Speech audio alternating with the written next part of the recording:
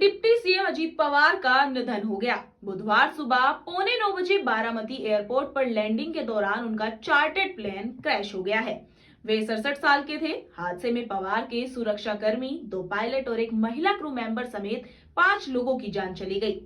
आपको बता दें, पवार 5 फरवरी को पुणे में होने वाले जिला परिषद चुनाव के लिए 4 रैलियों को संबोधित करने वाले थे। वे मुंबई से सुबह 8:10 पर रवाना हुए। लैंडिंग के दौरान विमान रनवे से पहले ही गिर गया और उसमें आग लग गई। अब सवाल ये उठ रहा है कि उनके निधन के बाद सियासत पर क्या असर पड़ेगा। उसके लिए अजीत पवार का राजनीतिक करियर समझना पड़ेगा।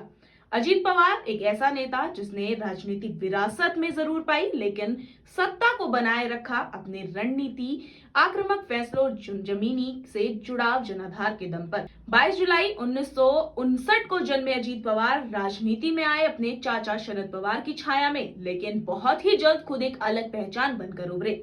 बारामती सीट ये सिर्फ एक विधानसभा क्षेत्र नहीं, बल्कि अजीत पवार की राजनीतिक प्रयोगशाला रही। 1991 से लेकर अब तक वो इस सीट से 8 बार से ज्यादा विधायक बने गए। लगातार जीत, लगातार भरोसे और बारामती को महाराष्ट्र की सबसे सुरक्षित राजनीतिक सीटों में बदल दिया। अपने राजनीतिक जीवन की शुरुआत उन्होंने कांग्रेस से की।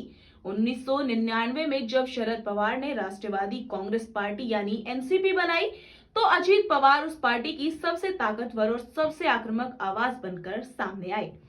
सरकार बनानी हो या गिरानी हो, बजट पास कराना हो या राजनीतिक दबाव बनाना हो, अजीत पवार हर मोर्चे पर निर्णायक साबित हुए। वो सिर्फ विधायक नहीं रहे, वो सत्ता के रणनीतिकार रहे। महाराष्ट्र में वो अब तक 6 बार उप मुख्यमंत्री बने, कई बार वित्त मंत्री रहे और बजट पास कराते वक्त उनकी छवि एक सख्त, हिसाब किताब वाले और बिना भावनाओं के फैसले लेने वाले नेता की रही। अजीत पवार ने कांग्रेस को भी टक्कर दी है, बीजेपी को भी चुनौती दी, शिवसेना से भी राजनीतिक संघर्ष किया और आखिरकार अपनी ही पार्टी एनसीपी में सबसे बड़ा राजनीतिक विद्रोह कर दिया।